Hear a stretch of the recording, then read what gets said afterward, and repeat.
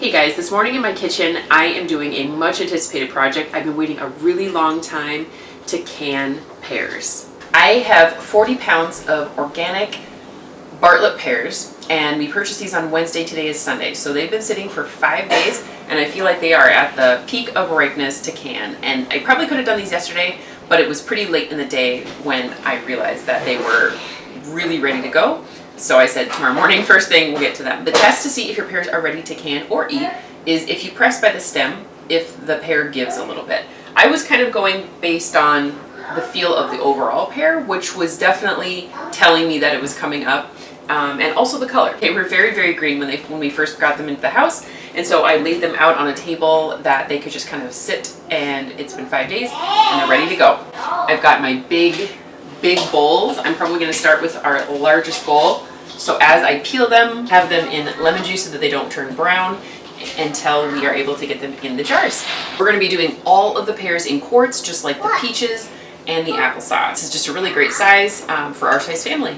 I feel like pears are so underrated. Peaches kind of take the limelight when it comes to canning food and preparing food like this, but pears are just so delicious. I have about half of the pears peeled and I'm trying to pull off the stem before I peel them. Some of them are a little harder to get out, so I don't want to bruise up the pear trying to get the stem out. So if they don't come out or a little bit's left, that's okay. I'll get it when I cut it up. Here are the peels so far, and these are the pears I have left. There's lemon juice in here, like I said, and that's to prevent browning, and so that's why the water is a little cloudy. These are not like peaches in that you cannot slip the skins off, so that is why I have to peel them.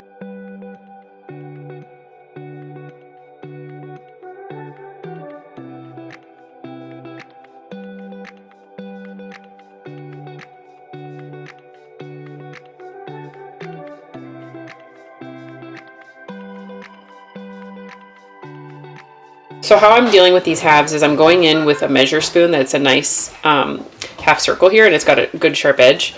I'm going and I'm taking out the core, and then I remove the bottom piece of the stem, and then as I cut it up, I remove this top part of the stem. There's a lot of pear left on all of these pieces here, but that's okay because I'm actually going to throw this all in a freezer bag, and I'm going to be making some more applesauce in the next week or two. And so I'm just going to toss this right on in with the apples, and then I'll be running it through my sauce master, and it'll take out all of the stem pieces and seeds and stuff like that. And so it will just become part of the applesauce. I have my halves here that I'm working through.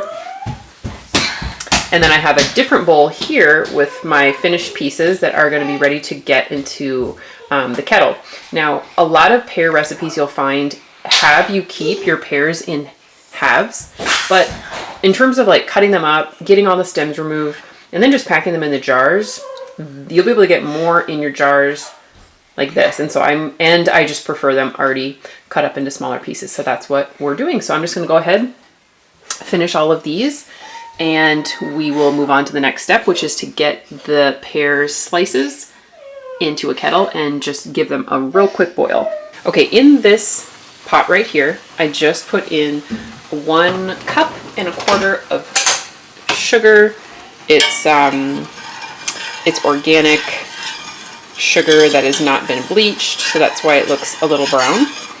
And so I'm just going to get this in here, stirred up. This is going to be my syrup. This is the lightest syrup proportions, which is really nice. I use this for the peaches that I canned this year. This is like a 10% sugar syrup, which is the amount of sugar sweetness that most fruits have. So really we're not adding or taking away from the sugar content of the pears. So that's what we're doing for the syrup.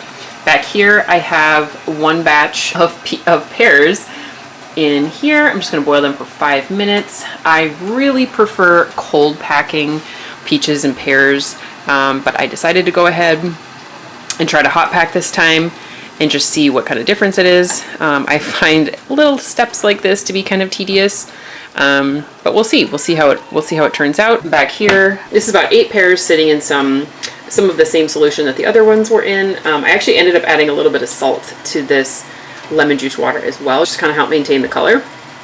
But I left the skins on. I have not done this, so I guess we're just doing a bunch of experimenting here. Never canned pears with the skins on before. I know some people do. I wouldn't be surprised if I prefer them without, but I thought I'm just going to try because, you know, if we don't really mind it, it would be worth trying. There's a lot of good fiber and whatnot that's in the peel, so we're going to give it a try. So as soon as this gets boiled, we'll strain those off.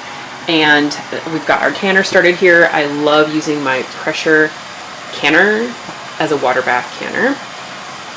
And so we can fit 7 quarts in here, and then after we get that loaded, we'll start to get some more pears boiling. And next thing you know, we'll have all of this stuff in jars, cooling down, ready for storage on the shelves. The one last thing is I do have my oven on at 200 degrees with my first 7 jars in there, and I'm doing this so that my jars are hot when I put the hot pears in and the hot sauce, the hot syrup in, and then into this hot water. So everything is pretty much the same and we don't get any jar breakage, hopefully. One last thing I thought I should mention is that I'm actually deviating from recipes a little bit and heating up my syrup separate from what I'm using here to boil these. I saw somebody who boiled her pears. I keep having to remember these are pears. She boiled her pears in water first, and the reason she did that is because when you boil these pears, even just briefly, they do let off some thick, just little bits of the pears that make whatever liquid that they're boiling in a little cloudy. And so this does give a much more like clear end result in your jar. So I thought that was kind of nice. Plus, I don't like the idea of boiling the pears in the syrup. And I think the reason I don't like that is because then when it comes to like spooning the pears out, filling the jars, getting this in a, you know, in a good form where you can pour the syrup in the jars as well, I just feel like the pears would get in the way and it would be a mess. So we got this boiling on its own. Really hard to see that. I'm sorry, it's so bright. So we got this boiling on its own, and then this will be nice, separate, and I can just pour it on when it's needed.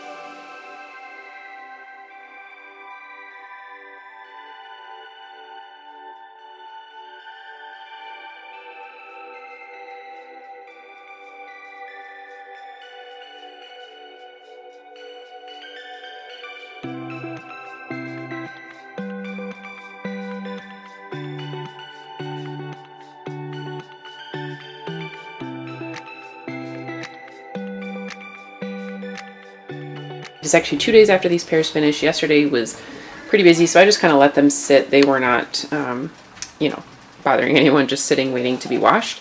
So whenever I'm done canning anything, I always wash these when I'm done. That may seem obvious. One time I did not wash my jars and I had canned peaches, which were very sticky. And so mold started growing on the outside of the jars and I totally freaked out. Until I realized that it was on the outside, not coming from the inside. So I always make sure I wash my jars. So I've got these 3 washed up so far. I have yet to wash the other ones. This gave us a total of 17 quarts, which is awesome. These ones with the skins on, they look okay. Definitely not as nice as the ones that are peeled, but we'll taste them and see how we like them. So one thing that I was doing when I was canning was following the instructions at first, which said to bring the pears to a boil for 5 minutes. And I really was starting to think that that was maybe not a good idea to have them like full on boiling. And the reason for that is they seem to be breaking apart a lot easier as I was filling these jars, and it was kind of challenging. So what I started doing was I reused that really hot water that was boiling, and I just put the pears in and kind of kept the heat low until they started to soften, and then I started packing the jars. Now, one thing that I noticed was that I did have some floating happening here, which could be because of that. It's not very much, and it's definitely not as much as my peaches had. And up here there is a little bit of siphoning going on. Now, these were some of the jars that I did that technique with, and this was not. So you can see that, I don't know if you can see that, that liquid was really that headspace was really maintained quite nicely. In fact, I think the jars where I did not peel the pears maintained the headspace the best. And that might also be because I fit less pears in there. So I have a few different things going on here. I'm not unhappy about any of the results, but there's just some variability, some floating, some siphoning, and then just the pears being softer or maybe a little bit more firm. We'll see how these turn out. I think canned pears are so underrated. They're so tasty. They're one of our favorite fruits. They are definitely my husband's favorite canned fruit. So I've already placed another order for another 40-pound box of these. That will give us, well, twice what you see here. And that, in addition to the canned peaches we have, we should be able to eat at least one jar of this canned fruit per week, which still is not a lot, but it's really great to have on our shelf. So thank you for coming along with me as I go through this pear canning project. I hope you have a wonderful day, and we will see you soon.